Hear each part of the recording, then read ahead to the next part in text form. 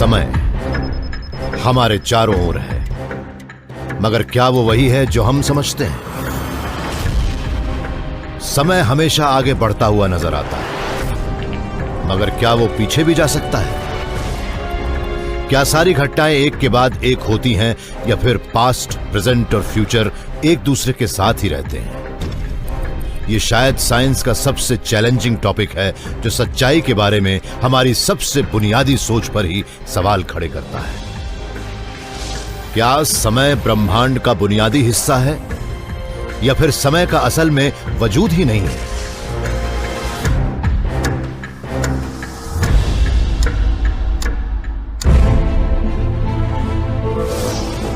Space, समय और जिंदगी। जानिए ब्रह्मांड के रहस्य थ्रू द वर्म होल।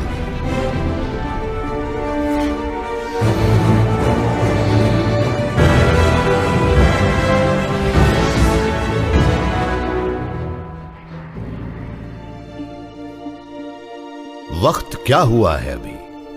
मैं कहूंगा कि अभी रात के 9:02 हुए, मगर आप कहां हैं, कब हैं, उसके हिसाब से समय बदल भी सकता है। हम में से ज्यादातर लोग यही मानते हैं कि समय वो नंबर है जिनसे हम दिन का हिसाब लगाते हैं। हमारी जिंदगी घड़ी के हिसाब से चलती है। जागने का वक्त, काम पर जाने का समय, सोने का टाइम सब तय है, मगर यह हमेशा से ऐसा नहीं था। जब मैं छोटा था तब गर्मियों के मौसम का समय निश्चित नहीं था। मुझे किसी खास जगह पर नहीं जाना पड़ता था, ना ही किसी अपॉइंटमेंट का झंझट था। मेरा दिन सूरज के हिसाब से चलता था, इसलिए उस वक्त टाइम मेरे लिए खास मायने नहीं रखता था। अब मैं वक्त से लड़ रहा हूं, मगर यह दौड़ किसके खिलाफ है? क्या इस ब्रह्मांड में वाकई समय का वजूद है, या फिर यह एक ऐसी चीज है जो हमने अपने सिविलाइजेशंस को चलाने के लिए बनाई है? इसका जवाब पाने के लिए हमें पहले एक बड़ा मामूली से सवाल पूछना होगा, समय क्या है? आप भी सोचिए, उसे समझाने की कोशिश कीजिए। काम आसान नहीं है। समय किसी भी चीज को अचानक होने से रोकता है। इस लिहाज से समय दुनिया का वो हिस्सा है जो घटनाओं को एक खास तरीके से अंजाम देता है, जिससे वो शुरू से अंत तक एक सीक्वेंस में होती है। हम न्यूरोसाइंस के मुताबिक यही जानते हैं कि समय वो नहीं है जो हम समझते हैं। समय ऐसी चीज नहीं है जो अपने आप हो रही है, बल्कि इसे हम अपने दिमाग में बनाते हैं। और मेरा दिमाग आपके दिमाग से अलग है। हम एक ही घटना को अलग अलग नजरिए से देखते हैं। समय तो होता ही नहीं है, और जो होता है वो असल में दुनिया में हर चीज का डिस्ट्रीब्यूशन है, जिसे मैं नैरोज कहता हूं, और वो है असली चीज। समय के बारे में सबसे अच्छी चीज लगती है उसे रिकॉर्ड करना। रॉजर स्मिथ के लिए तो वक्त ही पैसा है। उनकी कस्टम मेड घड़ियां लाखों डॉलर में बिकती हैं। उनके काम का सबसे मुश्किल हिस्सा है इन छोटे छोटे गियर्स और व्हील्स को बिल्कुल सही इंटरवल्स पर लगाना। एक घड़ी को बनाना बहुत ही लंबा और पेचीदा काम है, खासकर ये व्हील जिसे अच्छी तरह से बैलेंस करना पड़ता है। और अगर ये ठीक से बैलेंस नहीं हुआ तो आपकी घड़ी अलग अलग रेट्स, टाइम और पोजीशंस बताएगी। रॉजर का इरादा है अपनी घड़ियों को ग्रीनिच मीन टाइम के बराबर रखना, क्योंकि दुनिया की हर घड़ी उसी की बेस लाइन पर चलती है। उसका नाम पड़ा इस जगह के नाम पर, ग्रीनिच, इंग्लैंड। हम जिस समय को जानते हैं उसका जन्म यहीं हुआ था। 1884 में वर्ल्ड कॉन्फ्रेंस ने यह फैसला किया कि ग्रीनिच ऑब्जर्वेटरी से गुजरने वाली मेरिडियन लाइन को दुनिया का मास्टर टाइम यानी इनिशियल मेरिडियन माना जाएगा। ग्रीनिच मीन टाइम समय का बेहतरीन अप्रोक्सीमेशन है, और सर आइजैक न्यूटन ने बताया था कि ब्रह्मांड के पीछे ये लगातार धड़कता रहता है। न्यूटन मानते थे कि ब्रह्मांड एक विशाल घड़ी है जिसे ईश्वर चला रहे हैं, मगर न्यूटन का यह अंदाजा गलत था।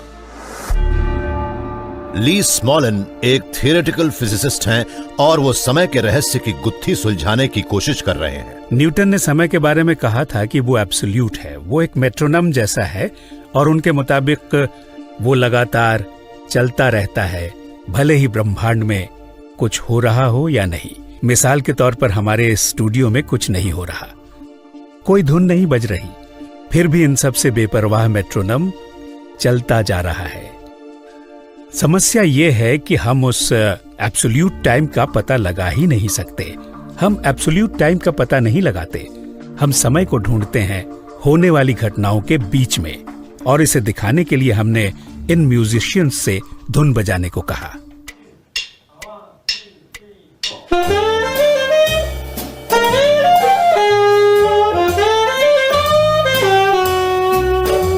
इन्होंने धुन बजानी शुरू कर दी और ये अपने बीच एक रिलेशनल टाइम को देखने लगे। उस वक्त जो इनके सुर दबाने के साथ बना था, उससे ये जो धुन बना रहे थे उसके साथ समय भी ऐसा ही होता है।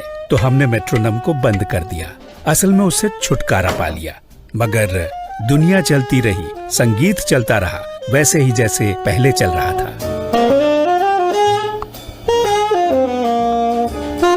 आइंस्टाइन ने इस बात पर गौर किया और उन्होंने अपनी थियरी ऑफ रिलेटिविटी दी, जिसके मुताबिक समय वो है जो ब्रह्मांड में आने वाले बदलावों से बनता है, वो कुछ और नहीं है।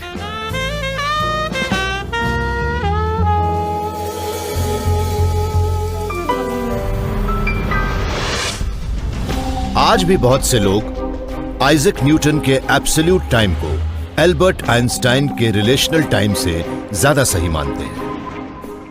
मगर जैसे जैसे हम समय के बारे में ज्यादा जानते हैं तो लगता है आइंस्टाइन ही सही थे। ये बोल्डर कोलोराडो के national institute of standards and technology में लगी एल्यूमिनियम आयन एक्सपेरिमेंटल घड़ी है। ये अमेरिका की ऑफिशियल टाइम कीपर है। ये दुनिया की सबसे एक्यूरेट घड़ी है जो सुपर कूल्ड एटम्स के ऑसिलेशंस को मापती है। इसमें हर 37 करोड़ साल में 1 सेकंड का फर्क आ सकता है। 2010 में बोल्डर के समय के आकाओं ने पहले तो 2 घड़ियों को एक दूसरे के आसपास बिल्कुल परफेक्ट सिंक्रोनाइजेशन में खड़ा किया, फिर एक घड़ी को करीब 12 इंच ऊंचा कर दिया। फिर ऊंची घड़ी आउट ऑफ सिंक हो गई। वो नीचे वाली घड़ी से थोड़ा ज्यादा तेज चल रही थी क्योंकि ऊंची घड़ी पृथ्वी के ग्रेविटेशनल पुल से थोड़ा ज्यादा दूर थी, जिससे चीजें धीमी हो जाती हैं।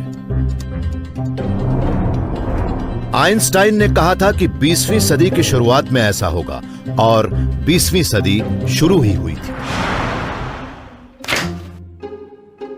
अगर हम भी ब्रह्मांड को आइंस्टाइन के नजरिए से देखें तो फिर जिंदगी स्मूथ लीनियर प्रोग्रेशन में चल ही नहीं सकती।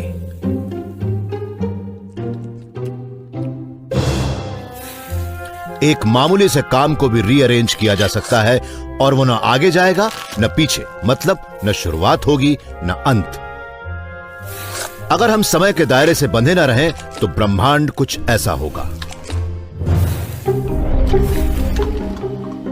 Shawn Carroll California Institute of Technology में एक फिजिसिस्ट हैं। हम जिस दुनिया में रहते हैं वहां स्पेस के 3 डिमेंशंस हैं। आइंस्टाइन ने देखा कि समय भी एक डिमेंशन है। असल में टाइम एंड स्पेस एक ही चीज है जिसे स्पेस टाइम कहते हैं और वो 4 डिमेंशनल है।